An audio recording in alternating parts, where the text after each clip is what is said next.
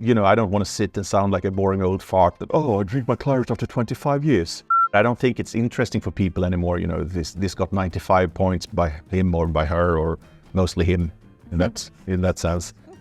For a long time, it was a bit too easy to sell faulty wines and just raving about how the grower had a big beard and he was plowing with, his grandfather's tractor, and it was a lot of storytelling. When a label was designed by the children and it was a fantasy name, there were no appellations, just Vin de France.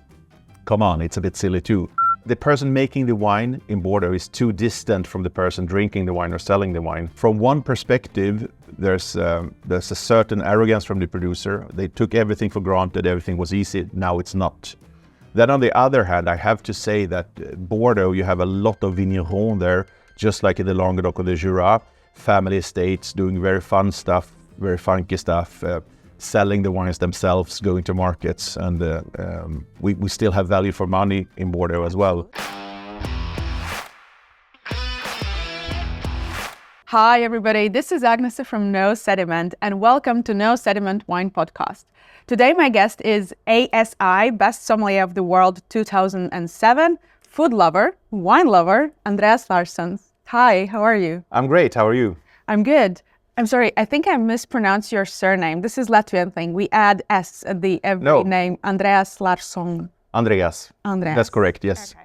Everyone is a mess because in France they don't pronounce the S. The Italians don't pronounce the S. And no, I pronounce the S. Okay, good. Okay. So before we start, could you maybe please tell us more about your journey, your wine journey, and how you ended up on the stage and winning the World Sommelier Championship? Well, it was certainly not something I dreamt about as a young kid because I didn't know, what a sommelier was well into my 20s. My passion started really for gastronomy, and I didn't come from a home. I came from a very simple, classic Swedish middle-class family growing up in the 70s and 80s. And gastronomy was not something particular. We had good home-cooked food, but quite simple. But I started to, my grandmother, she was subscribing to the food magazine. She was cooking a bit more elaborate things. And, I was a young kid. I was always hungry. So I started to cook at an early age. And I decided to go to chef school because like that, I would always be fed. It was very easy to get extra gigs. And I was kind of comfortable. But already in restaurant school, I worked extra in restaurants. I still lived at home. So, you made quite good money when you didn't have expenses. So I put that money and then I started to buy wine because in the cookbooks, you always in the background, you had the pictures of bottles and, it fascinated me because before I understood it was like, with a Tornado Rossini, we would like to recommend a Bordeaux, preferably chateau bottled, because back then a lot of the bang for the buck, it was bottled at, it was shipped in bulk, but those were chateau bottled. So I probably bought my first chateau bottled Pauillac in 1989 or so when I was 17. Too young to drink, but I confess.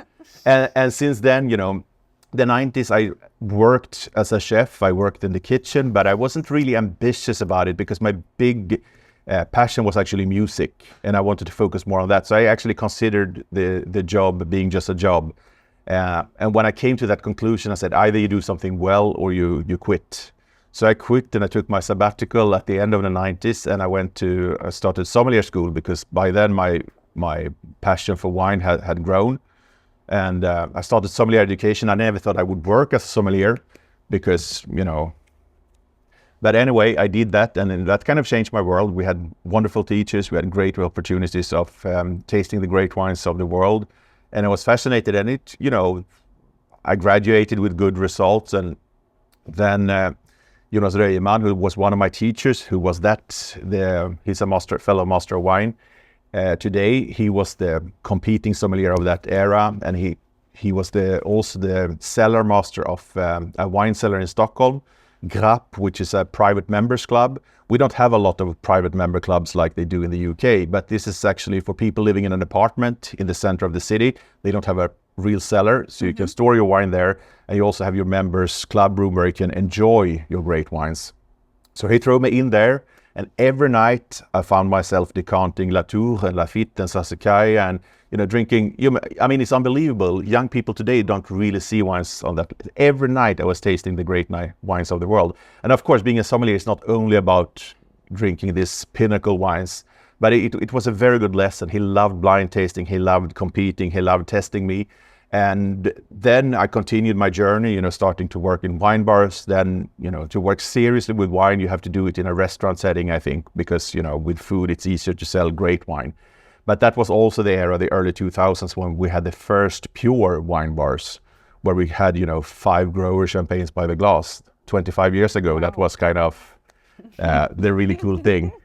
And, then I continued in the restaurants. And I have to say, as much as I'm a lover of gastronomy and the restaurant business, I really reclined from service and hands-on in the restaurant business like 10 years ago, because I was already consulting during this time. But, a restaurant is very time-consuming, and being your own proprietor of your own time and your flexibility is worth more. But how did you decide that you want to compete on the, the national level and then in the international competition? I didn't want to. But so you were pushed on the stage? I was pushed. No. Because we actually had the first official Swedish championship in 2001. Before they had the competitions, but that was rather selections for the Trophée Ruinart at that time, or the European competition. And I mean, I studied it. At that time, I was reading all the time because, I was kind of obsessed by the subject. And I went there. I probably looked a bit like Bambi on slippery ice when I entered stage. I wasn't very comfortable, being in a sommelier outfit, and the elegance was perhaps not my thing, but the theory and the tasting was my thing. And I did well, and I won the first competition, and then I won the second one, and then I went to the Nordic one, and then I started to say that, well, it kind of worked in the end. And then I continued with, became best sommelier of Europe in 2004. Mm-hmm. And once I won in Europe, I realized I could win the world. And I started to become a bit more confident, because I never thought I had any special talent. I still don't think, it's a matter of work in the end, but. All right. So what does it take, or what is expected from a sommelier to become the world champion? So what does it take in terms of theory? What does it take in terms of practical element when you are on the stage or when you're preparing for it? Well, you can't be a great taster, but not particularly good in theory, or vice versa. You have to be good across the line. To me, it was, working on the elegance part, because I never really worked as a waiter before. I was a chef, and then I became a sommelier. So all of the elegance, the service and stuff, I was a bit like an elephant in a porcelain store, kind of. But on the other hand, I suppose I had some presence on stage. When I spoke, people listened, or, some people, I hate people when they are doing a public speech and they're mumbling. You don't hear what they say. So I think in terms of communication, in terms of tasting, but of course I worked on the service, on the communication, on the food and wine part. So you really have to be strong across the line, and you have to read your client. In the end, that's about communication. And I think a lot of the talented people, the problem is the communication. Because it's language skills, it's about listening to what you're supposed to do and understanding the situation. I often think about this. I think that for the sommelier on the stage in the championship, there is a lot to do, with acting as well. Mm. So I wonder, how does the role differ between the sommelier on the stage when he's or she's competing and the real life? There must be a difference. Yeah. Well, it is, because in your own restaurant, where you have your stuff, you feel more at home. But I think preparing for this, it's about sooner or later you will feel at home, regardless of where you are. Because what I really enjoyed most when we started the preparation for the world, that was like beginning of 2005. We had a selection, and the World Championship was in the middle of 2007. That it was serious business. So every week we had several ateliers. When I actually went into a room, I had no clue what I was supposed to do. I had no clue who would be sitting there. and people tested you on various skills, from the practical, of course, decanting in 3 minutes, 3.5 minutes, 4 minutes, doing presentations, and working much more on your skills as an actor in the end.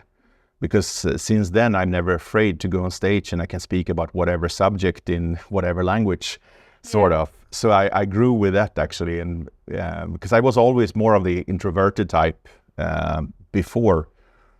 Of course, working with people, you have to, but I probably always saw my job more as being an actor, because even with less civilized people, you have to act and pretend that you like them. Yeah. And when the occasion arises and you're actually with good people, then you can be.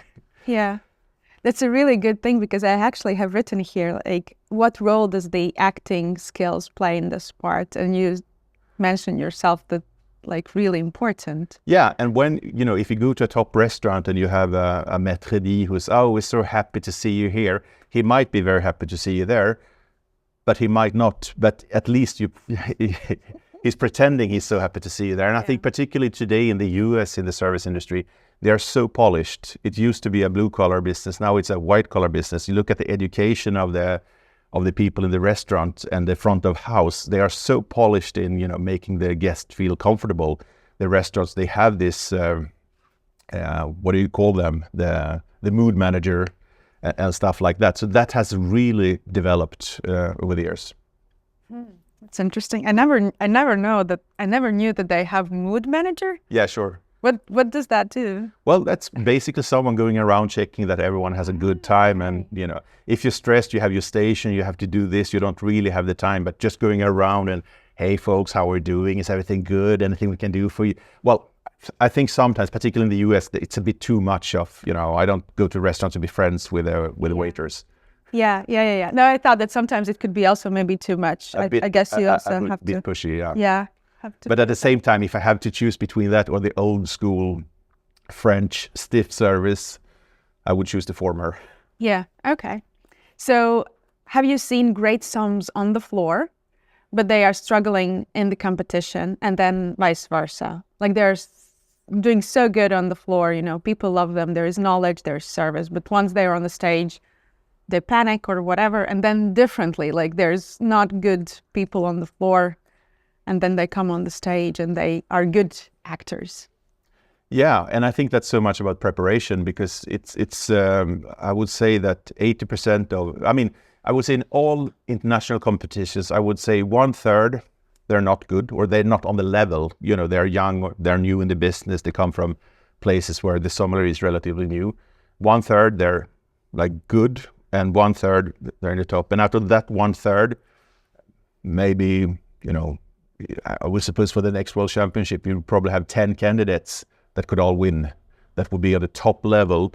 And I think between those 10, 3, 4, 5 of them, they are more stubborn. They prepared more. They worked more on the mental preparations, because in the end, I always say, sometimes I go out of a room where candidates have been writing theory or doing a tasting, and they're looking in their notes and reading and studying. What you don't know 2 months before the competition, you won't learn on the same day. So I think it's more about rinsing your head. It would be more important to go to the gym or to go for a swim instead of studying and reading desperately into the last. So I think those being very good on the floor, they have just to adapt to be very good on stage. But I think if you're very good, it's easier to be both in real life and on stage, actually. Yeah. All right. Okay. So how do you see the role of sommelier has changed over the years? So maybe 20 years ago? Well, at least it has become a recognized profession. Yeah. People know what it is. And I think that sommeliers have gotten a bit more of an important voice in the wine world. It used to be, wine writers, wine magazines being the important voice. I still think there are a few of them that are very important, because depending if you write in the Financial Times, you reach out to, millions and millions of people. Most sommeliers, they don't have that reach, but at least people know what it is. And of course, the base is always in a restaurant, but I think more sommeliers are doing consulting now. They are doing communication. They're like what we're doing here. It's we're communicating on wine. We call ourselves sommeliers in the end, even though I'm not active on the floor. So I think, but we still have a long way to go, because some people said, you're a celebrity sommelier. No, I don't think there are celebrity sommeliers. We have celebrity chefs. Anyone could mention Gordon Ramsay or Jamie Oliver or Ducasse or Paul. We don't have sommeliers on that level because, of course, I don't think we have to be celebrities either. But at least the profession has gotten a few upgrades over the years. But do you also see that the modern sommeliers right now are maybe changing, the way they communicate with people on the floor, the way they present their wine lists? I don't know. I just keep coming back to one discussion I had with Agers North and Andrew Jefford here. I think it was, yeah.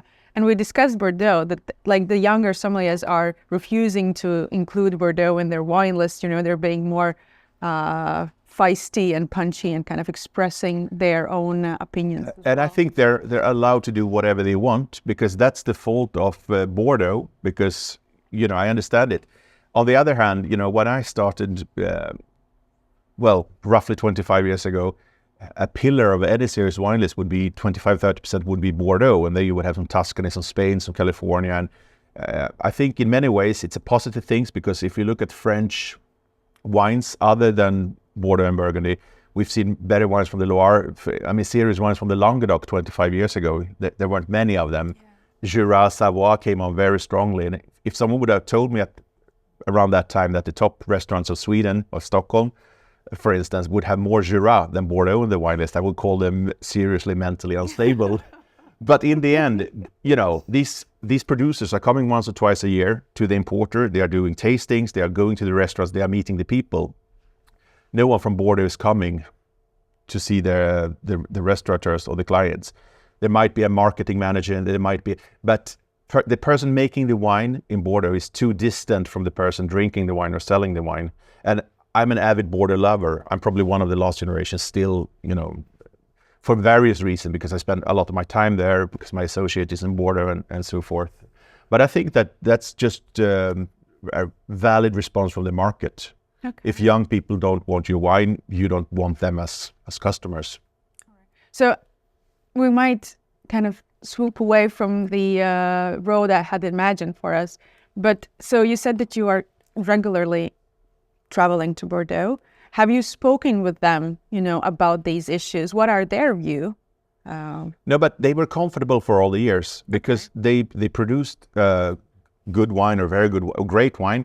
Then they had the negociants buying those wines, and those wines were selling around the world.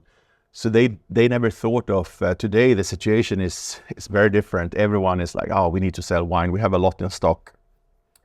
So I think from one perspective, there's a certain arrogance from the producer. They took everything for granted. Everything was easy. Now it's not. Then on the other hand, I have to say that Bordeaux, you have a lot of vignerons there, just like in the Languedoc or the Jura, family estates doing very fun stuff, very funky stuff, selling the wines themselves, going to markets. And we still have value for money in Bordeaux as well. So if you only think of it as being classified expensive, and I think actually today, as Burgundy is booming so much and prices have tripled, quadrupled in 10 years, young people are now coming back to Bordeaux. Because if you look at great wines, everything you can buy for less than $100. We speak about wines that are 10, 15, 20 years old, which is the positive thing, because in Bordeaux you always made certain quantities. So there are wines to go around. Yeah. So what are the other trends you see currently developing in the wine world that you feel excited about? Well, one part of me was always, knowing the classics, sticking to the classics. But one part of you have to go to new regions. You have to taste new wines. I'm always happy to go to like a natural wine bar to taste wines I don't drink at home. And I think that's, I don't like the definition, because I always get the question, what is a natural wine? I don't like the definition. I don't like categories. And speaking about my music thing, particularly in jazz, people were so much, if you use electrics, that's not jazz, that's not bop, that's not, good music is good music, good wine is good wine. And I think for a long time it was a bit too easy to sell faulty wines and just raving about how the grower had a big beard and he was plowing with, his grandfather's tractor, and it was a lot of storytelling. When a label was designed by the children and it was a fantasy name, there were no appellations, just Vin de France. Come on, it's a bit silly too. On the other hand, I think that, that's we have a new group of consumers for those wines. Many of them are doing well, and many of them have become, when I started, no one knew orange wine. Yeah. But today it has become a category. You like it or you don't like it, but it has become a category. So I think to see this diversification of wine styles is very healthy. And you didn't even ask the question, but if you would, what do you think of natural wine? Please ask the question. What do you think of natural wine? Well, I don't like the definition, but I'm mostly tolerant to everything which is white, because a white with certain oxidation, certain volatility, it can gain complexity. Yeah. You get the sherry notes, even in some grower champagne styles, or that kind of family of aromas. And I think everything which is orange, it's a category, it's a unique style. However, I was rarely impressed by natural reds. I don't think red wines are made to be natural, because they are so susceptible to Brettanomyces, to volatile. The tannins, they disintegrate, and a lot of them, they get too funky and too stinky. So if we stay on this topic a little bit more, what is, in your mind, the definition of natural wine? What is it? Is it the regular one, nothing added, nothing taken away? Minimal intervention, minimal sulfur levels. Okay. But I think a lot of consumers thinking, it's much better for our health to drink natural. That's nothing to do with that, of course. Working organically, yes, for the nature, for the environment. But technically, natural wine, they contain more actually microbacterial stuff than a classic wine with, which is stable, that contains sulfur. Yeah, no, I absolutely agree with you. Absolutely. I also care about the land, the soil health. I think that's really important, and I want to see, healthy vineyards. But I also want to see care and precision in the wine. Because in the end, I think, winemaking, that's a craft. You're a craftsman, you're a very skillful blender. And this idea that, oak is not natural. Oak is one of the most natural stabilizers for wine. And I think after a while now, when we've seen the trend of cement really puts a mark on wine. And I think that it's sometimes too much of it. I think wood would be much more discreet.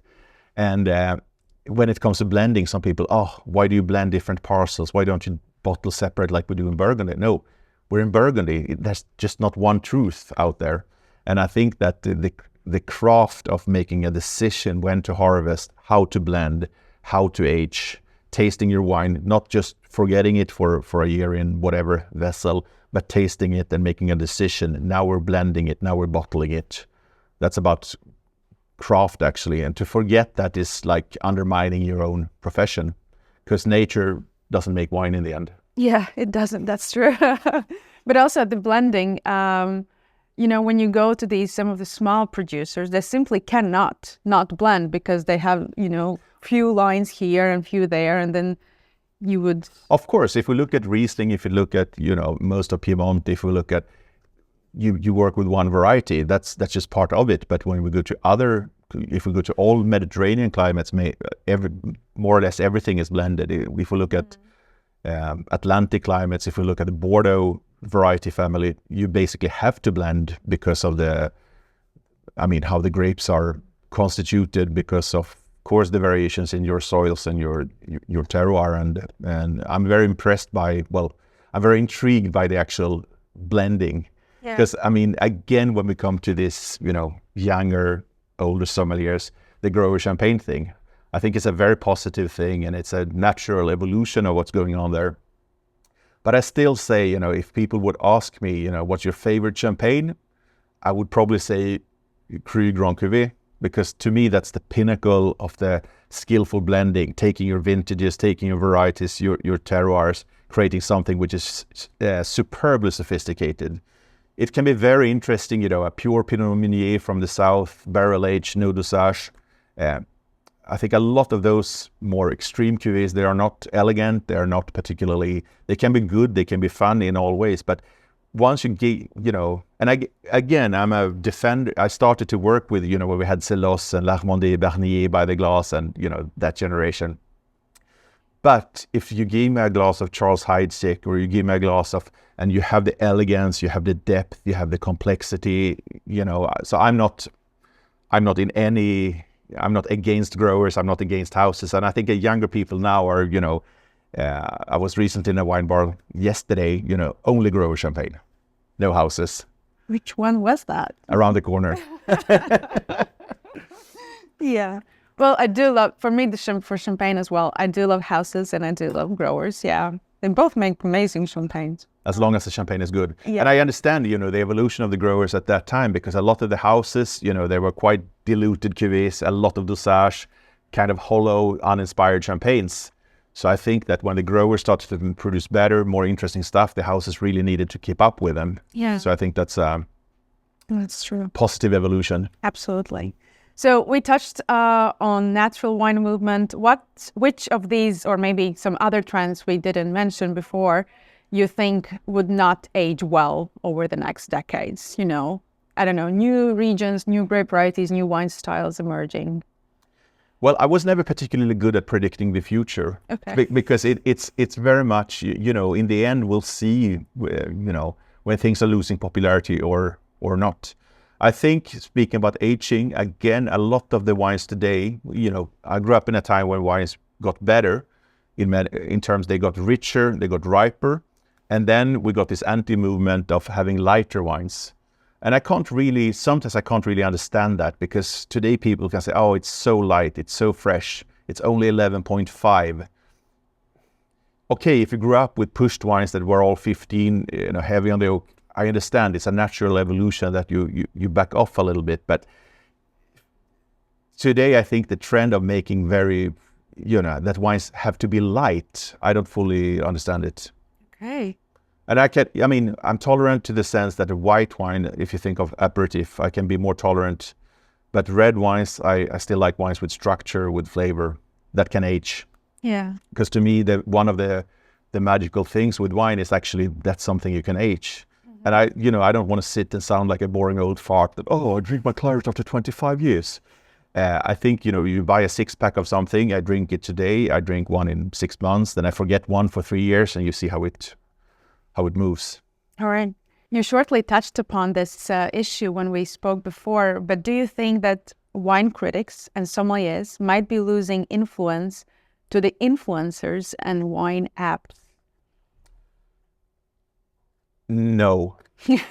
I think Next question. I think the influencer thing has already died off a bit. All right. Because when it was new, you saw a lot of, but I think a lot of people being influencers, they didn't have a particular background in wine, and it was a lot of, showing off with pictures, with bottles, but it wasn't really a lot of depth behind. And there are good influencers. I mean, some people might see you as an influencer or myself as an influencer. I don't like the term because of that category who was just like, oh, I love wine. This is so fruity. That's a bit ridiculous. But I think that certainly a lot of writers are losing more, because when you have more voices, people don't listen as much. I grew up in I was the Robert Parker generation, because when he said something, he moved the wine world. Yes. When he gave an outstanding score to something, it sold out. And he was not he was kind of stingy, because when you look at a lot of his scores, he could be very, very fierce to some wines. And today, I think, of course, we've seen an inflation in wine scores. We've also doubtless seen an inflation in wine quality, but I don't think it's interesting for people anymore. This got 95 points by him or by her, or mostly him in that sense. So I don't think that matters as much. And I think that, good writing is still important, because we still have a few publications like Noble Rot, The World of Fine Wine, where people can actually write about wine. I think I don't know how many readers those magazines actually have today. It's a good question. I also don't know. But those are two magazines that I really do enjoy reading. Yeah, that's true. So, but you also review wines for a living, no?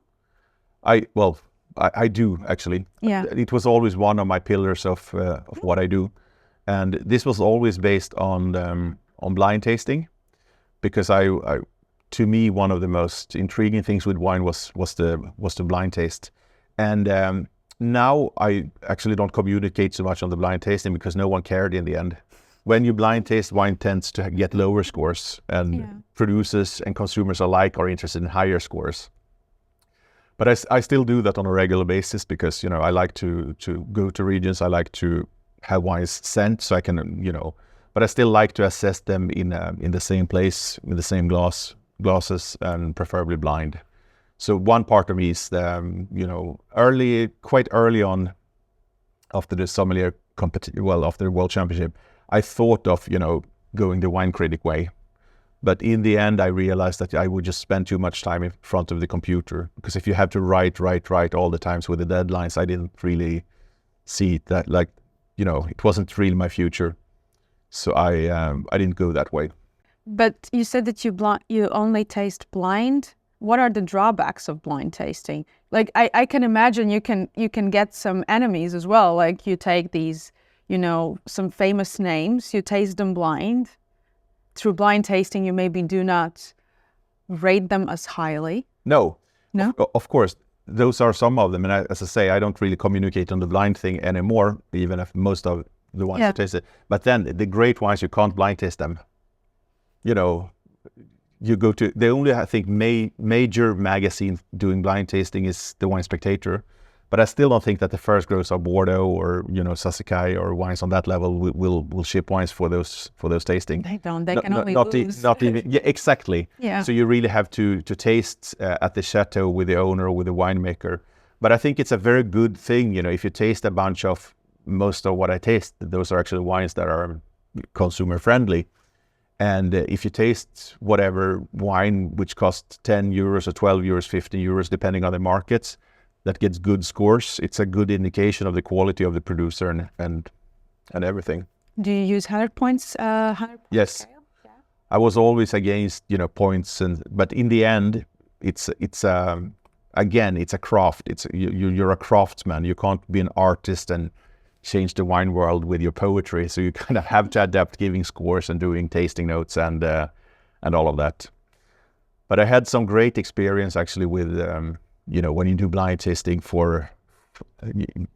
there was something called it's still around but not as active, the Grand Jury Européen back in the days, and this was wine critics, winemakers, a few sommeliers, and they had sponsors, so they bought all of the great wines, and we tasted all the top wines from Bordeaux 2003, Bordeaux 2005 blind, or comparing the great Syrahs from the world, a lot of those, and that really opened my eyes, and I had some tremendous experiences with those tastings. And I still always try to, when I get the opportunity, and I did several of the the Paris tastings or the California Bordeaux tastings and stuff.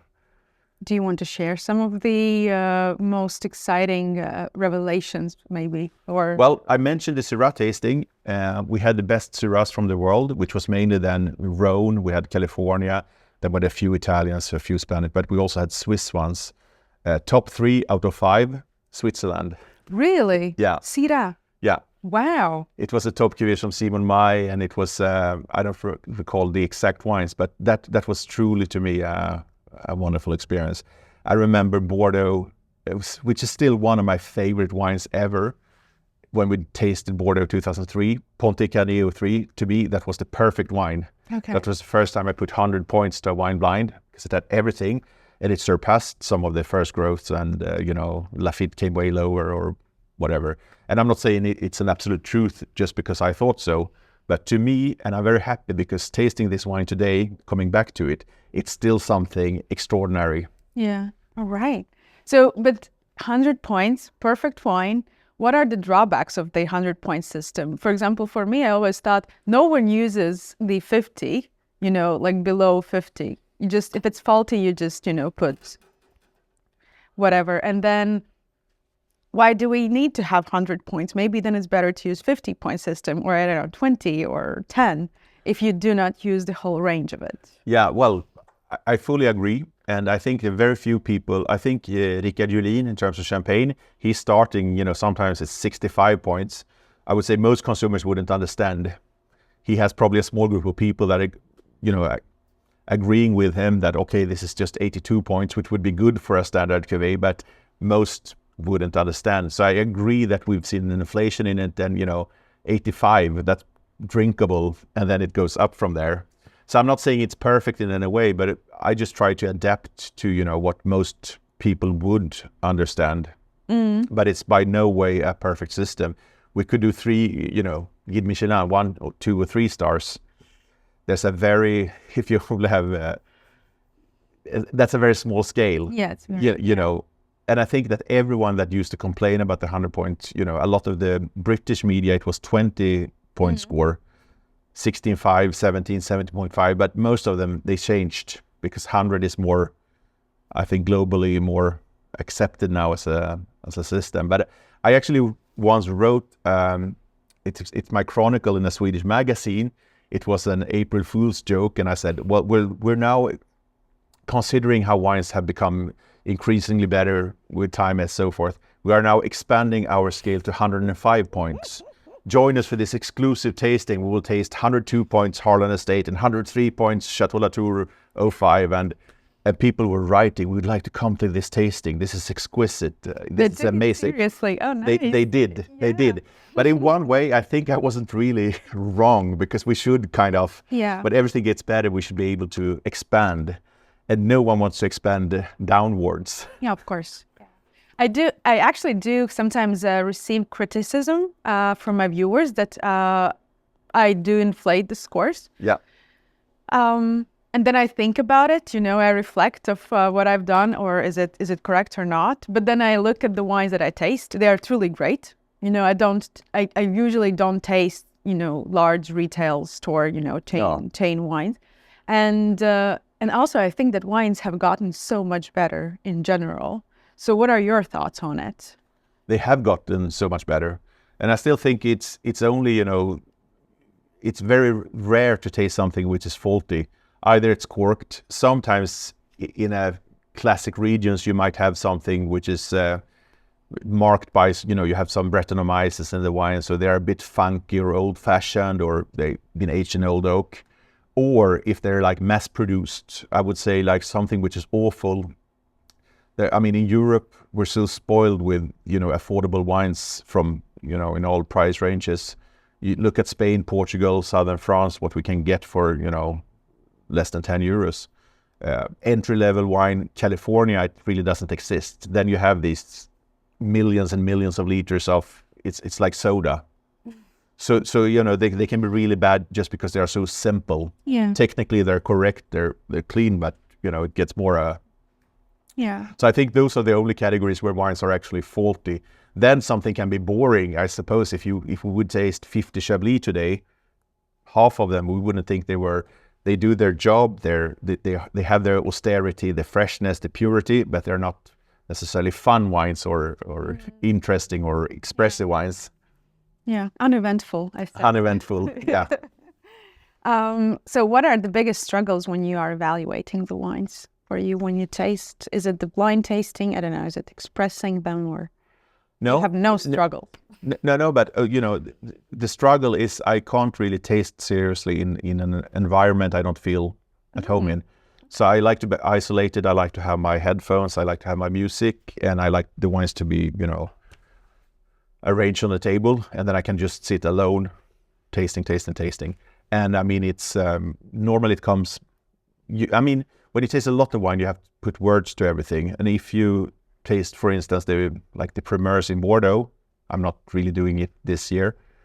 I will taste some of them, but then you can't say a lot because 3 words about the structure, length, potential, whatever. So tasting is not difficult, but you have to write something for each wine.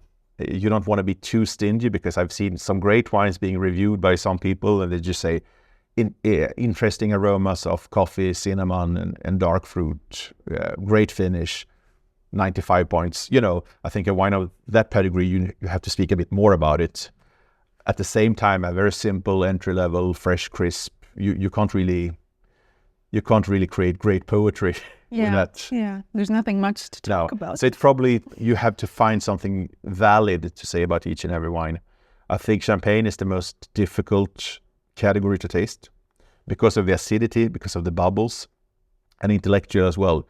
You think of the dosage, you think of the varieties, you think of the bubbles. There's a lot of elements going on in there. So to me, tasting sparkling wines overall, it probably takes double the time of, if I would taste whites, rosé wines, or particularly less complex, more complex red wines probably takes a bit longer. Okay. So do you think your palate has developed over the years and now it is stricter? It is the same, or it's just different? No, I think I became more tolerant actually, because I still grew up at a time where wines were supposed to be, like this. If it was too much oak, it wasn't good. It was too much flavor, and I think I've become more tolerant. But at the same time, you get to know your own taste. And I'm probably more. Your taste is changing as well. I used to be much more of a white wine drinker. I used to drink much more bubbles. Now, in terms of acidity, particularly in the evening, I drink much more red because it's just a way of, you don't support the acidity as much as you used to do. And then I think I was always a Riesling warrior for all the years. I was drinking Riesling every day. I still drink it on a regular basis, but you change, you look for new things as well. And then you become more of a Chardonnay drinker, and I never liked Sauvignon Blanc. It was when I was a young and angry sommelier, I was like, Sauvignon. It's not. Now I love great wines being made from Sauvignon, and I didn't like Grenache, Southern Rhone too much. I thought they were a bit always jammy, big. Well, there are still wines that are not perfect, but I'm much more tolerant to those wines now. Yeah. You described similar journey that I have had. Like I always loved Riesling. I have been Riesling advocate. I don't drink it as much. No. I have a lot of Rieslings in my cellar, but great Riesling. But I think a lot of things you do in life, you do it thoroughly. You go through everything. I tasted the greatest. I tasted the very old ones. I tasted then you want to look for something new as well. You rediscover another region. You rediscover another variety. Because I think once you're done with something, you listen to all of these operas 10 times, then you look for new music. You can still go back to them, but it's not really the... So the next question that I always ask all my guests is, what is the one wine myth you would like to debunk? Wine myths. I have to think of some wine myths. Okay. Well, you can think, and we can move on to the lightning round questions. Yeah. The lightning round is, I will ask you this or that, and you just whichever works best for you. So, by the way, we will cut this out, but as I was yesterday writing this, I thought I might knew what he will choose, so we'll see. So, Burgundy or Bordeaux? Bordeaux. Blanc de Blanc or Blanc de Noir? Blanc de Blanc. High acid or high tannin? High tannin. Decant or pop and pour? Decant. Wine lists, deep or broad? Broad. Stemware matters or overrated? Matters. Social media useful or just noise? Useful noise. Classic food pairings or experiments? Classic. Sommelier service preference, attitude or knowledge? Good attitude.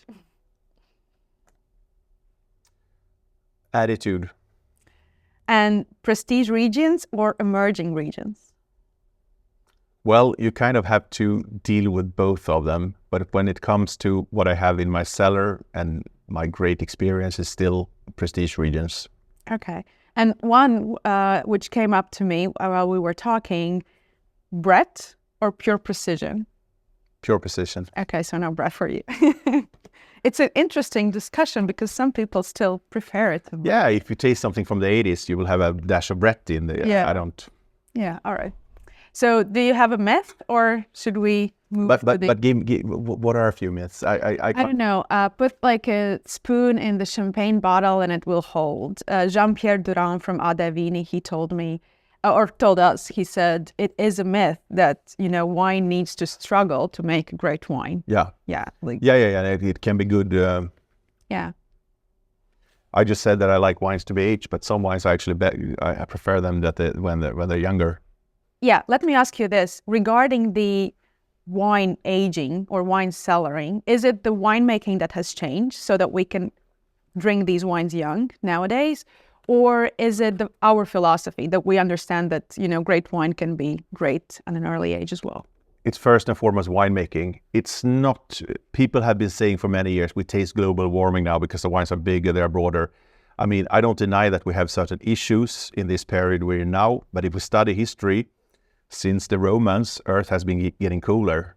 So it's not, some regions you see more of, the heat, the drought and issues, but the real explanation is everyone is talking about low yields, selecting the grape varieties. They have the optical sorters. They are harvesting at optimal sorting dates. They are making a rigorous selection for a first wine, then they make a second wine. Everyone could make wines that are lighter. If you would pick earlier, you would take out higher yields. So we're not tasting, it's a decision from a winemaker. And I think that it's not contradictory, because we always used to learn that wines have to be tough when they're young to be able to enjoy them. That's silly. It used to be, if we look at Bordeaux 75, they're still kind of harsh wines, even if some of them are beautiful. And I think the vast majority of wine, I mean, I don't age white Burgundy anymore. I prefer the energy of a young one, and I don't want to take the risk of, having something which is brown after 5 years. Another myth, I think, people speak about aged Nebbiolo.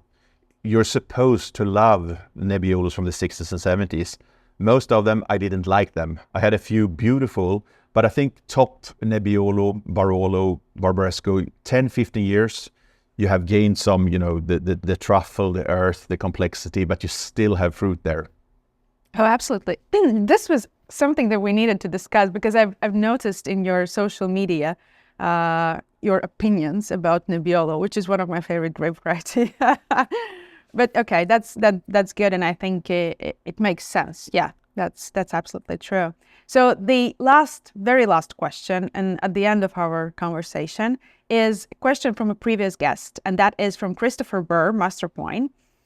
He has had a colorful life, and he asked this very simple question: how do you think we seduce the consumer? Well, I think we should speak a language that the consumer will understand. But then again, when I get the question, what would a normal consumer think about this? I don't really know a normal consumer. It's someone looking for something fruity in a supermarket. It's someone who wants to buy something which is exceptional to. So I think within the vast bracket of normal consumer, there's a lot of variations. We have to think in which market are we? Who are we talking to? Are we speaking to? Most wine buyers today, they are actually females that would think of wine in a, I would say, positively less prestigious way. Guys just pretend to speak about vintages and, a lot of labels, a lot of show off. Women are more direct and spontaneous. And I always like that. I mean, now this is a long reply, but in restaurants, I always used to let the women taste the wine. Because if they didn't like it, they would say, oh, I don't like it. Even if there wasn't a faulty bottle, I would take it out, serve it by the glass or something, because she would be happy. The guy would just like, oh, this was a good vintage. They have no clue. Okay. So do you have a question to the next guest? Can you taste soil in wine? Mm-hmm. Okay. Thank you very much. We do have a small gift. I don't know, will you ever wear it, but maybe sometime when you're going in the vineyards. I know it's not your style, but... It's just my head is too big. They rarely fit. I hope it will. No? You have to put it in the... Does it? No, almost. Almost. Yeah, okay. Yeah. Well, still, it's yours. And thank you very much for coming. Thank you very much for dedicating your time. I did enjoy this conversation. So Thank you so much. thank you. It's a wrap.